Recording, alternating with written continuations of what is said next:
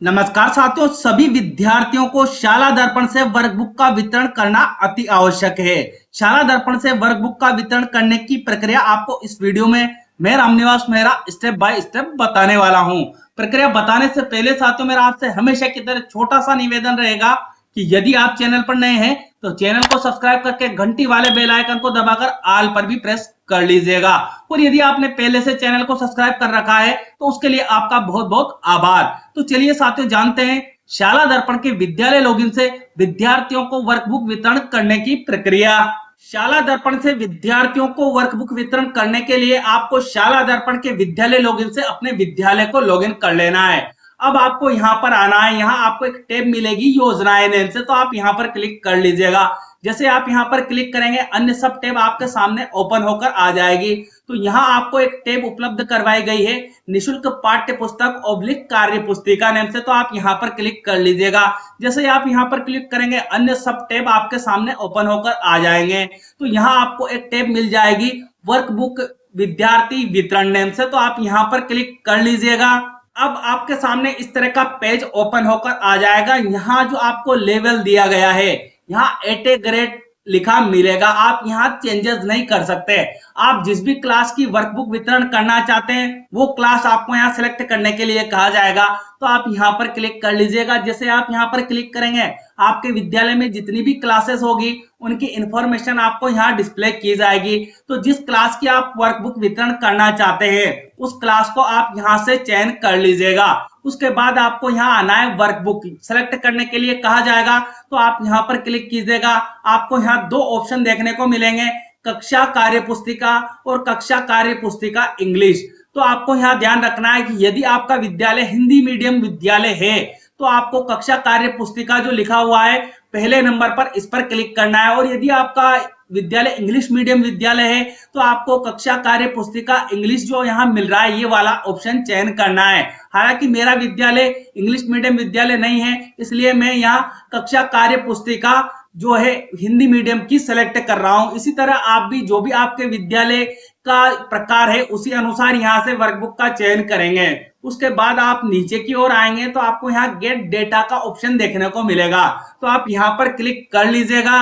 अब इस तरह का पेज आपके सामने डिस्प्ले होकर आएगा। तो सबसे पहले आपको अवेलेबल स्टॉक चेक करना है। यदि आपके पास अवेलेबल स्टॉक, जैसे मैं एग्जांपल के रूप में मेरे केस में यहाँ पर आपको बताऊं तो टोटल स्टॉक अवेलेबल हिंदी में मेरे पास 0 आ रहा है। आगे हम बात करें टोटल स्टॉक अवेलेबल मैथ्स में मेरे पास वर्कबुक ऑनलाइन आ चुकी है, तो मुझे यहाँ अवेलेबल स्टॉक बता रहा है। टोटल अवेलेबल स्टॉक इंग्लिश में मेरे पास 0 है।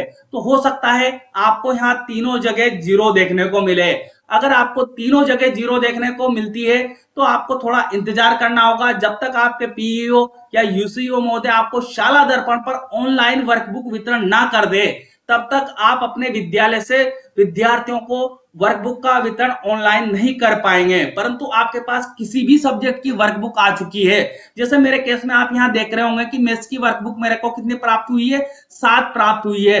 तो मैं विद्यार्थियों को 7 वर्कबुक डिस्ट्रीब्यूट कर सकता हूं। तो ऐसी कंडीशन में यदि आपके पास किसी भी विषय की वर्कबुक आ चुकी है तो आपको क्या करना है, यहाँ विद्यार्थी का नेम देखना है, विद्यार्थी का फादर नेम आपको यहाँ देख लेना है, विद्यार्थी की कक्षा आपको यहाँ पर डिस्प्ले कर दी जाएगी।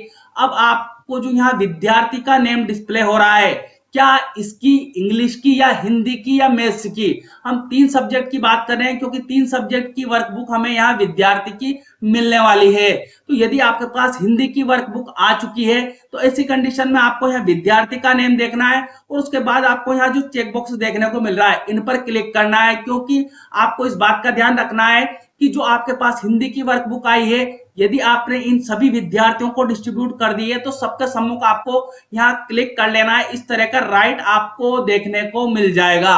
और यदि आपके पास कम मात्रा में वर्कबुक आई है तो आपने जितने भी विद्यार्थियों को वर्कबुक वितरण किया है उनके सम्मुख आपको यहाँ जो चेक बॉक्स मिल रहा है उन पर आपको क्लिक कर लेना है। यहाँ राइट का निशान आपको देखने को मिल जाएगा इस तरह से। तो आपके पास जितनी भी वर्कबुक आई है आप उसी अनुसार हिंदी की और मैथ्स की और इंग्लिश की वर्कबुक विद्यार्थियों को यहाँ चेक बॉक्स पर क्लिक करके डिस्ट्रीब्यूट करेंगे। जब आप चेक बॉक्स पर क्लिक कर लेंगे तो इस तरह से आपको यहाँ राइट का निशान मिल जाएगा। अब आपको यहाँ नीचे की ओर आना है। यहाँ आपको ऑप्शन देखने को मिलेगा सेव ऑल का, तो आप सेव ऑल पर क्लिक कर लीजिएगा। जैसे आप सेव ऑल पर क्लिक करेंगे आपको इस तरह का मैसेज डिस्प्ले कर दिया जाएगा, वर्कबुक डिस्ट्रीब्यूशन डन सक्सेसफुली। मतलब जो आपने विद्यार्थियों को वर्कबुक का वितरण किया है वो सक्सेसफुली शाला दर्पण से ऑनलाइन वितरण किया जा चुका है। अब आप यहाँ ऊपर की ओर देखेंगे तो जैसे मेरे केस में आप यहाँ देख पा रहे थे कि टोटल अवेलेबल स्टॉक मेरे पास मेस में पहले 7 था, लेकिन अब मैंने विद्यार्थियों को मेस की वर्कबुक यहाँ पर डिस्ट्रीब्यूट कर दी है। तो मुझे यहाँ बताया जा रहा है टोटल डिस्ट्रीब्यूशन मैथ्स में मैंने कितना किया है 7, और यहाँ नीचे इंफॉर्मेशन मिल रही है total distributed math selected class 7। इस तरह से आप जितने भी विद्यार्थियों को वर्कबुक वितरण करेंगे उसका सब्जेक्ट आप यहां से देखेंगे कि आपके पास अवेलेबल स्टॉक कितना है, उसके बाद आपको वितरण किस तरह से करना है वो मैंने यहाँ पर आपको बता दिया है कि जितना आपके पास अवेलेबल स्टॉक रहेगा उसी प्रकार से आप हिंदी की, मैथ्स की और इंग्लिश की वर्कबुक विद्यार्थियों को डिस्ट्रीब्यूट करेंगे। आपके पास available stock anyhow condition 0 हो जाना चाहिए। सबसे बेटर तरीका यही है वर्कबुक डिस्ट्रीब्यूशन करने का। तो साथियों, एक क्लास की वर्कबुक मैंने शाला दर्पण से आपको कैसे डिस्ट्रीब्यूट करनी है वो प्रक्रिया पूरी तरह से क्लियर की है। आपको इसी प्रक्रिया को अपनाते हुए अन्य कक्षाओं की वर्कबुक भी विद्यार्थियों को डिस्ट्रीब्यूट शाला दर्पण से करनी है। उम्मीद करता हूं साथियों जो प्रक्रिया मैंने आपको शाला दर्पण से वर्कबुक डिस्ट्रीब्यूट करने की बताई है, निश्चित ही यह प्रक्रिया आपके लिए उपयोगी और लाभकारी सिद्ध होगी। यदि प्रक्रिया आपको उपयोगी लगी हो तो वीडियो को लाइक करना ना भूलिएगा, साथ में इस वीडियो को हमारे सभी साथियों तक पहुंचाइएगा ताकि जिस प्रकार आपका कार्य आसान हुआ है उसी प्रकार हमारे अन्य साथियों का कार्य भी आसान हो जाए। और आपको मुझसे किसी भी प्रकार की तकनीकी सहायता चाहिए या कोई सवाल आप मुझसे पूछना चाहते हैं या वीडियो संबंधी सुझाव आप मुझे देना चाहते हैं तो कमेंट बॉक्स में कमेंट अवश्य कीजिएगा। मिलते हैं साथियों इसी तरह के इंपॉर्टेंट टॉपिक के साथ, तब तक के लिए जय हिंद, जय भारत।